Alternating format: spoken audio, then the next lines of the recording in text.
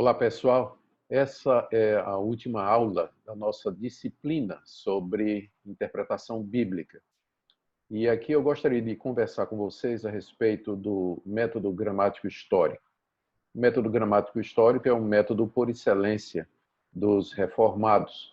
Ele é chamado de método gramático, da palavra grega grama, que significa letra, e histórico, porque se refere ou leva em consideração o contexto histórico em que o texto foi produzido. Então, é um método que dá atenção à letra, à escrita, às regras de sintaxe, às regras de gramática e também leva em consideração o contexto cultural, o ambiente vivencial em que o texto foi produzido, na nossa busca pelo seu significado. Então, é sobre isso que irá a nossa aula de hoje. Temos como objetivo, então, mostrar a importância da interpretação correta para que nós tenhamos uma teologia que seja realmente bíblica. Na verdade, esse vem sendo o foco do nosso curso até agora. E eu vou fazer isso, como já antecipei, defendendo um método gramático histórico de interpretação. E eu vou contrapô-lo, especialmente, ao método histórico crítico, que é o método por excelência do liberalismo teológico e que parte da convicção de que a Bíblia não é inspirada ou a inerrante palavra de Deus. Nós vamos começar aqui com a citação que nós encontramos na segunda carta de Pedro, capítulo 3, de 15 a 16, em que o apóstolo Pedro diz ou se refere aos escritos do apóstolo Paulo, colocando-os ou chamando-os, inclusive, de escritura, e dizendo que os inconstantes e incautos distorcem os textos, as cartas do apóstolo Paulo, para a sua própria perdição. Dessa passagem de Pedro, espero que você acompanhe aí na sua Bíblia, nós podemos depreender os seguintes pontos que estão aqui na nossa tela. Primeiro, que os escritos apostólicos, eles cedo passaram a circular nas igrejas como fonte última de autoridade, substituindo a presença apostólica. Os apóstolos não deixaram substitutos, mas deixaram os seus escritos. Segundo, nós podemos ver dessa passagem de 2 de Pedro que as cartas de Paulo, elas cedo já eram consideradas como escritura, portanto, inspiradas e autoritativas. Veja que Pedro diz assim, que os incautos distorcem as cartas de Paulo, bem como as demais escrituras. Terceiro, é possível reconhecer claramente os conceitos de que um autor quis transmitir em seus escritos. Porque veja só, Pedro está dizendo que aquilo que Paulo escreveu, embora de difícil interpretação, tem apenas um significado. Tanto é que ele não pode aceitar a interpretação que era dada por aqueles incautos, aqueles que estavam torcendo o sentido que Paulo quis dar aos seus textos, o que mostra que bem cedo, cedo na formação das escrituras sagradas, já havia esse conceito de que os textos poderiam ser entendidos, ainda que alguns sejam difíceis, e que eles tinham um sentido, eles tinham um propósito, e que esse propósito poderia ser distorcido pela interpretação errada de algumas pessoas. Em quarto lugar, nós lemos que Pedro admite que há trechos difíceis de entender. Isso nunca foi negado. Quando a gente afirma que a Bíblia é a palavra de Deus e nós afirmamos que ela é verdadeira, que ela é inerrante, nós não estamos dizendo que todos os textos são ou têm a mesma facilidade de interpretação ou são igualmente todos claros. O próprio Pedro diz que nas cartas de Paulo há textos difíceis de compreender. Não impossíveis, mas que vão requerer estudo. E, por fim, mesmo esses textos que são difíceis de entender, eles não permitem interpretações aleatórias. Pedro chama a busca de um sentido que não seja aquele sentido real de deturpação do sentido original pretendido pelo autor. A interpretação bíblica ou a tentativa de compreender as escrituras é uma das marcas da reforma protestante. Desde cedo eles começaram a ter suas diferenças, ou seja, eu me refiro aos reformadores. Eles tiveram diferenças em várias áreas. por exemplo, na questão da interpretação da ceia do Senhor. Mas uma coisa os reformadores todos tinham em comum, que era a hermenêutica, ou seja, a maneira pela qual eles abordavam as Escrituras. Você vai encontrar o mesmo padrão em Calvino, Lutero, Zwinglio e demais reformadores de primeira e de segunda geração.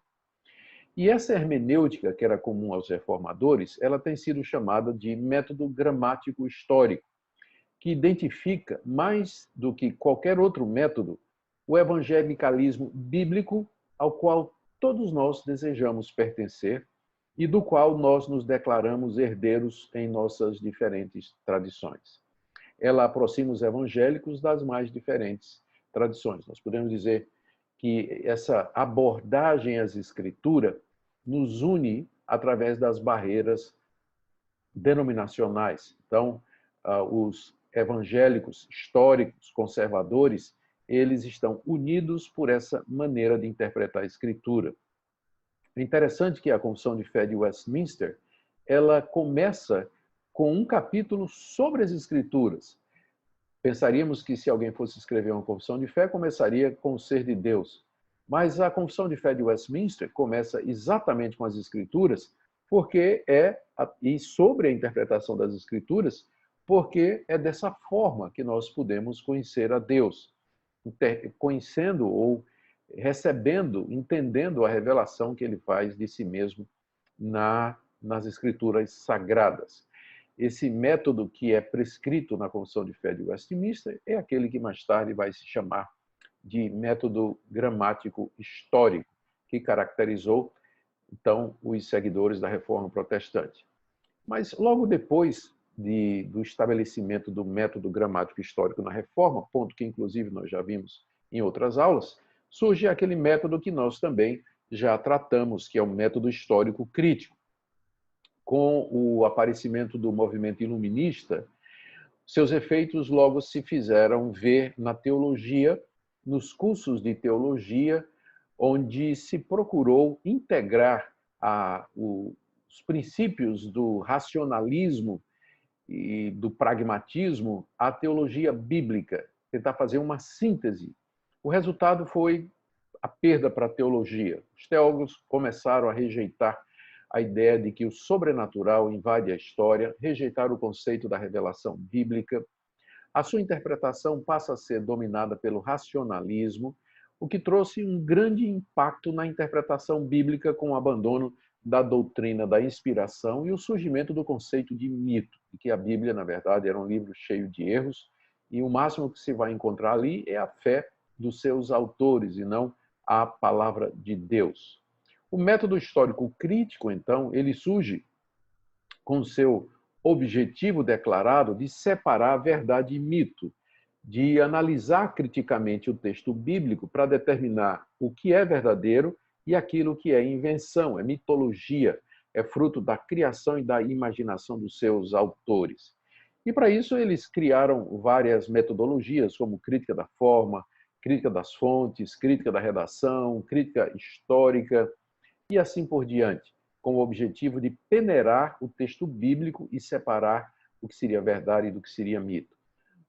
Esse método e as suas pretensões fracassaram de maneira retumbante, porque depois de 300 anos de influência na academia teológica na Europa e nos Estados Unidos, chegou sem resultado, sem acordo, deixando a igreja sem Bíblia e os seus membros sem uma mensagem na qual eles pudessem encontrar consolo e pudessem encontrar esperança.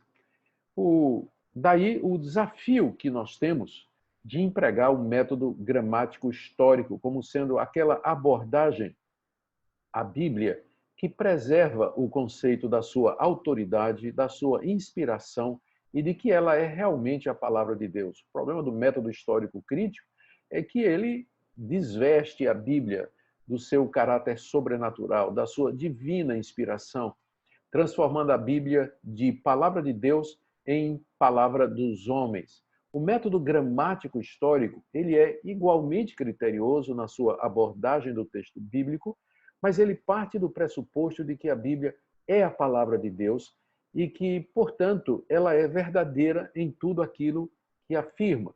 E esse conceito fundamental, ele vai guiar o método gramático histórico. Esse método de interpretação bíblica, ele exige tempo dos pastores.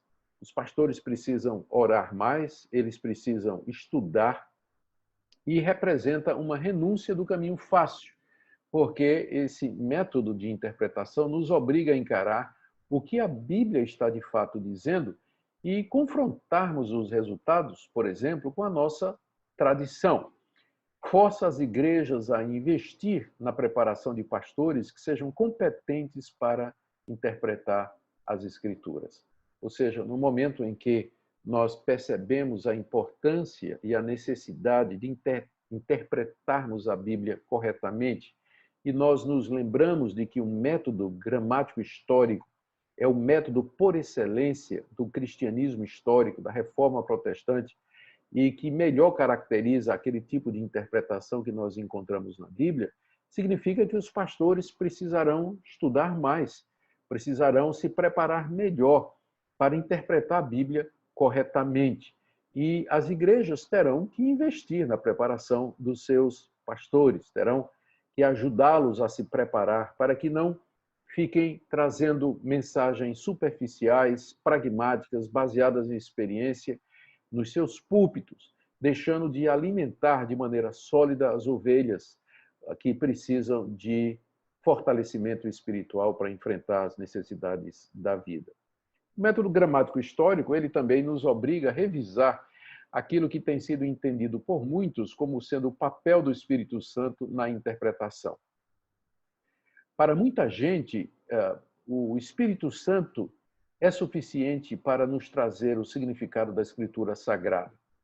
E, evidentemente, sem a ajuda do Espírito Santo, nós não teremos aquela iluminação necessária para o entendimento salvador da Bíblia. Contanto, a ação do Espírito Santo não dispensa o conhecimento de gramática, o conhecimento do português, o conhecimento do contexto, enfim, aquele conhecimento que é básico e fundamental à leitura, não somente da Bíblia, mas de qualquer texto. O Espírito Santo não vai substituir os estudos que são necessários para que nós cheguemos ao conhecimento do texto e ao seu sentido, que é o sentido original pretendido pelo autor humano. Então, nós, com isso, queremos dizer que o Espírito Santo nos ajuda a compreender a Bíblia à medida que nós nos valemos dos meios e dos recursos que o próprio Espírito Santo nos dá para fazermos uma leitura da Escritura que seja gramática e que seja histórica. E, por fim, esse método, ele exige que nós tenhamos confiança na autoridade da Escritura. Como nós já dissemos antes, nós queremos interpretar a Bíblia não simplesmente por mera curiosidade, mas porque nós queremos ouvir a voz de Deus. Nós queremos, com precisão, saber o que Deus nos está revelando para que nós possamos nos submeter àquilo que o nosso Deus nos ensina. Daí a importância desse método gramático histórico. Como nós já dissemos, para que nós tenhamos a pregação correta da palavra de Deus, para que nós tenhamos uma boa teologia, é preciso que nós interpretemos a Escritura da maneira correta. E o método por excelência é o método gramático histórico, que pressupõe a autoridade da Bíblia, a sua infalibilidade, a sua inspiração, a sua harmonia, a coerência de todas as suas partes, e que exige de nós o conhecimento literário da Bíblia e também do ambiente vivencial no qual ela foi produzida. Continuando então para a nossa aula, deixe-me dar aqui algumas razões para esta afirmação de que o método gramático histórico, ele, mais do que qualquer outro sistema hermenêutico, ele honra as Escrituras Sagradas. E nos slides seguintes, eu vou querer reafirmar exatamente a supremacia do método gramático histórico. Bom, esse primeiro ponto aqui, mais do que qualquer outro sistema hermenêutico, ele honra as Escrituras, é baseado no fato de que uma das principais características dos evangélicos e do cristianismo histórico é o alto apreço que nós temos pelas Escrituras. Na verdade, não somente os reformados, mas os cristãos de todas as denominações, os cristãos históricos, eles têm esse apreço pela Bíblia e pelos seus atributos, como, por exemplo, inspiração, autoridade, infalibilidade, coerência e suficiência. Ser reformado é ter essa atitude para com as Escrituras. Na verdade, eu diria, nem somente ser reformado, mas ser de fato cristão é ter essa atitude para com as Escrituras.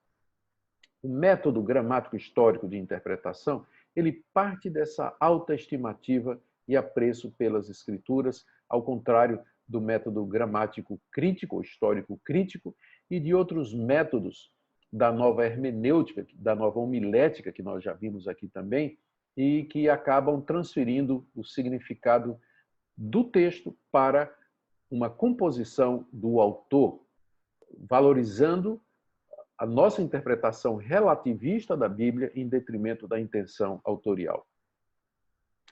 Nós diríamos, então, que a partir desse ponto, ser reformado hoje no Brasil é ter essa mesma atitude que o cristianismo histórico tem tido para com as Escrituras. Ela é a palavra de Deus, inspirada, autoritativa, verdadeira em tudo que afirma e juiz supremo em todas as controvérsias.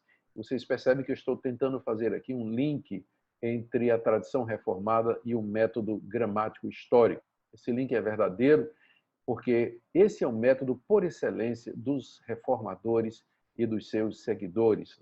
É uma metodologia, uma abordagem, uma hermenêutica que honra mais do que qualquer outro a Bíblia como palavra de Deus.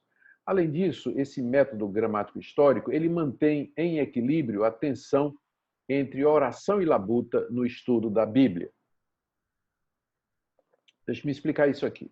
Os reformados, seguindo o cristianismo histórico, eles sempre procuraram manter o equilíbrio, ou em equilíbrio, a espiritualidade e a erudição no labor teológico.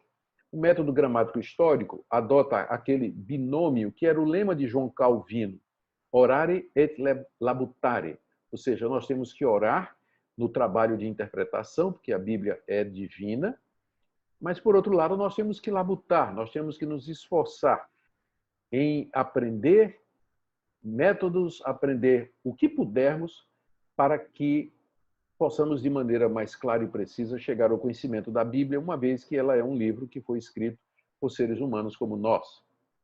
A interpretação, por exemplo, alegórica e neomística, ela descuida do labutar. Muita gente acha que basta ter uma alta comunhão com Deus ou ter alcançado um alto nível de espiritualidade, estar guiado pelo Espírito Santo, isso seria suficiente para interpretar a Bíblia Sagrada. O que nós temos visto como resultado desse tipo de coisa são interpretações ridículas, tolas, superficiais, absurdas, que líderes supostamente carismáticos, cheios do Espírito Santo, fazem do texto sagrado, distorcendo a Bíblia, mostrando evidente falta de conhecimento até das coisas básicas de interpretação de qualquer texto. E, portanto, esse tipo de interpretação alegorística, mística, pretendendo honrar o Espírito Santo, na verdade, acaba descuidando da nossa responsabilidade de labutar, de estudar para entender o texto sagrado. Por outro lado, o método histórico crítico, exatamente porque não considera a Bíblia como palavra de Deus, ela tende a esquecer o orare, ou seja, a busca da orientação da parte de Deus para que seu Espírito Santo nos ilumine no uso dos meios na compreensão do texto. E essas novas hermenêuticas que são relativistas, elas, na verdade, tendem a esquecer as duas coisas, já que a interpretação é resultado ou é aquilo que eu vou decidir, e que a interpretação é uma produção social da interação entre os meus pressupostos e os textos, para que estudar e para que orar? Então, aqui nós reafirmamos a superioridade do método gramático histórico, porque ele evita esses excessos aí que nós acabamos de mencionar. O método gramático histórico, ele também evita a alegorização desenfreada que tem se tornado a causa de doutrinas e práticas alheias ao cristianismo histórico. Os reformados se caracterizam pelo desejo de ter as Escrituras como única regra de fé e prática. E o método gramático histórico ensina que a verdade divina do texto bíblico corresponde ao sentido único do texto, que é aquele pretendido pelo seu autor humano. E assim nós rejeitamos o conceito de que cada texto tem múltiplos sentidos, sendo que o mais importante é aquele que está oculto e além da letra. As doutrinas e práticas de seitas e de igrejas ditas evangélicas são hoje defendidas com base na alegorização do texto bíblico. Na verdade, eu diria que esse é o maior risco que encontramos hoje no meio evangélico brasileiro, no que diz respeito à interpretação da Bíblia, que é a alegorização dos textos bíblicos. Pastores que leem o texto bíblico desprezam o seu sentido original, o sentido que o contexto dá, e simplesmente interpretam à luz de suas experiências, achando sentidos absurdos que supostamente estariam por detrás do texto e que seriam acessíveis somente aos espirituais, aqueles que têm acesso a esses mistérios.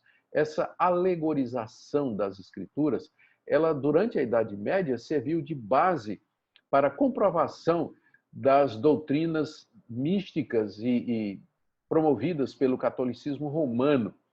E o sistema alegórico foi frontalmente rejeitado pelos reformadores, especialmente Lutero.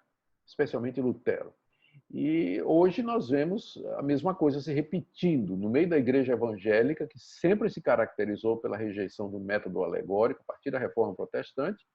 O que vemos são protestantes voltando às alegorias da Idade Média, fazendo e usando a alegoria para justificar as suas crenças e as suas práticas. Em quarto lugar, o método histórico crítico preserva a objetividade na interpretação. Os reformados, mesmo admitindo que há partes difíceis de entender na Bíblia, nós sempre afirmamos que a mensagem central da Bíblia é clara a todas as pessoas. O método gramático histórico, ele parte desse princípio que Deus se revelou de maneira proposicional, através de declarações, proposições nas Escrituras, e que essa revelação ela pode ser entendida, sintetizada e transmitida. Ou seja, Deus falou de tal maneira, de tal clareza, que a sua revelação na Bíblia ela pode ser organizada, ela pode ser sistematizada. Ser reformado é interpretar a Bíblia com a convicção de que Deus se revelou nela e que essa revelação pode ser suficientemente compreendida, humildemente analisada, adequadamente sintetizada e transmitida com relativa segurança. Essa é a nossa confiança, que a revelação que Deus fez de si mesmo na Bíblia, ela é clara e ela é feita de uma maneira proposicional, de forma que suporta sistematização. Os reformadores sempre acreditaram em teologia sistemática, ou seja, uma teologia que se baseia no fato de que há um sistema, há uma lógica, há uma coerência na revelação que Deus faz de si mesmo, e que isso permite que ela seja sintetizada, organizada, resumida. Por exemplo, o que é que a Bíblia fala sobre o ser de Deus? O que é que a Bíblia diz sobre a Trindade? O que é que a Bíblia fala a respeito da pessoa de Cristo? O que é que ela nos ensina sobre a salvação? Tudo isso pode ser devidamente classificado, organizado e colocado junto de maneira harmônica. Isso é o que nós cremos. E nós cremos nisso porque nós partimos do pressuposto de que a Bíblia é a palavra de Deus e que, portanto, existe uma harmonia de Gênesis com Apocalipse. Nos diversos livros que há na Bíblia, muitos autores, contudo, um só autor, que é o Espírito Santo, que inspirou a todos os autores humanos. Então, essa objetividade na interpretação nos é garantida pelo método histórico crítico. E eu creio aqui que esse ponto, que é o nosso último, ele é da mais alta importância. O método histórico, gramático histórico, ele produz resultados que podem ser pregados. É interessante lembrar que o evangelicalismo reformado, ele sempre produziu grandes pregadores. Eu não estou dizendo que nas outras tradições não existam, mas é notório a influência e o impacto dos pregadores reformados, especialmente ou aqui no nosso país, aqui mesmo no nosso país.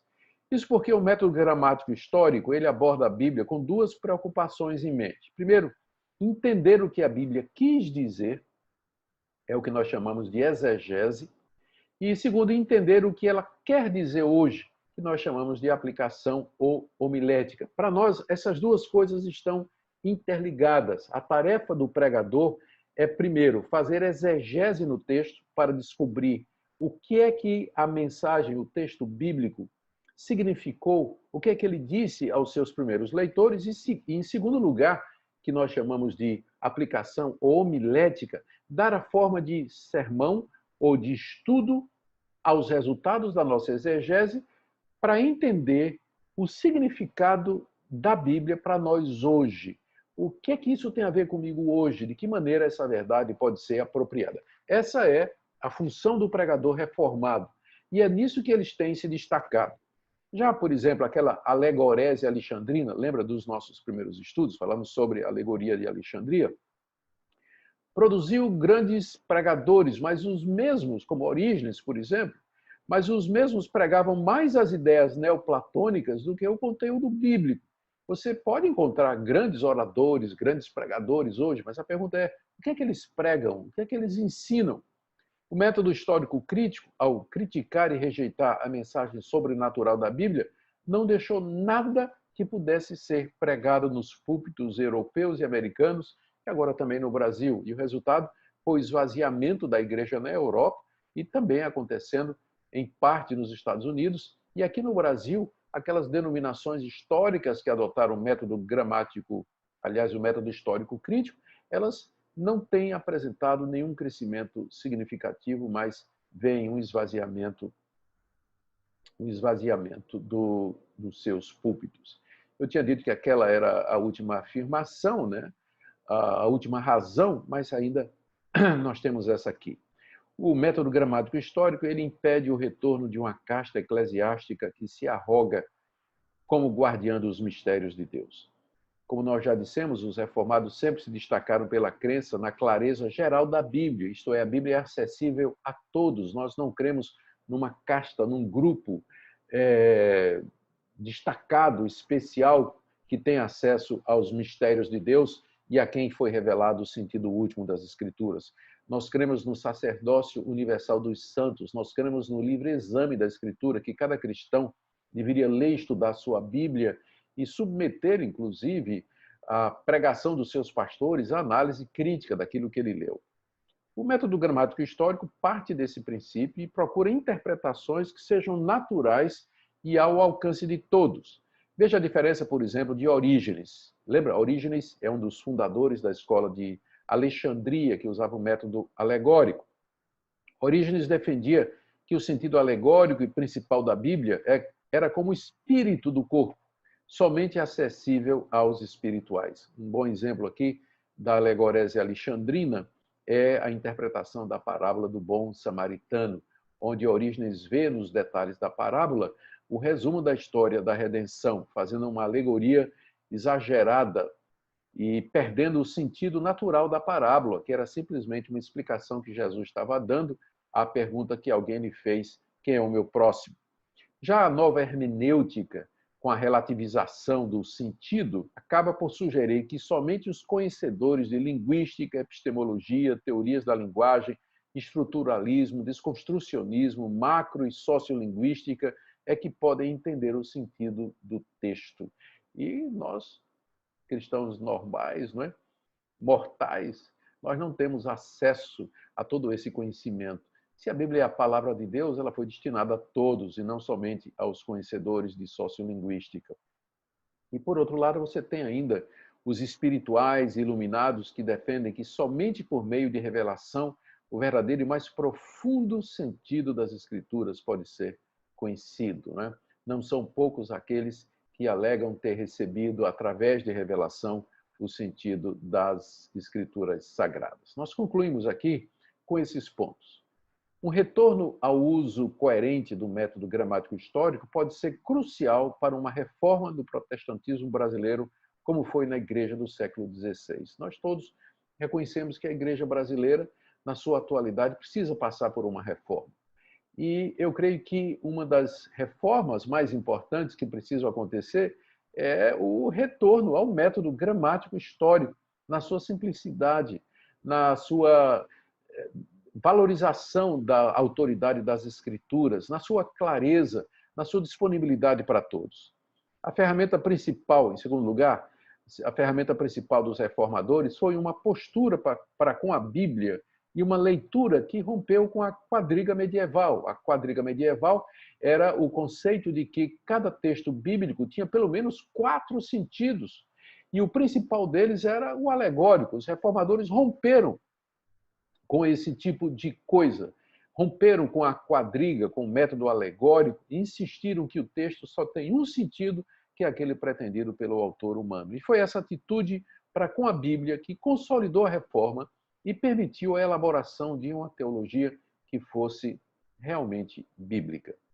A crise de identidade que vive o evangelicalismo brasileiro tem, sem dúvida, como uma das causas principais a falta de consistência e coerência do emprego do método de interpretação que sempre acompanhou o cristianismo histórico.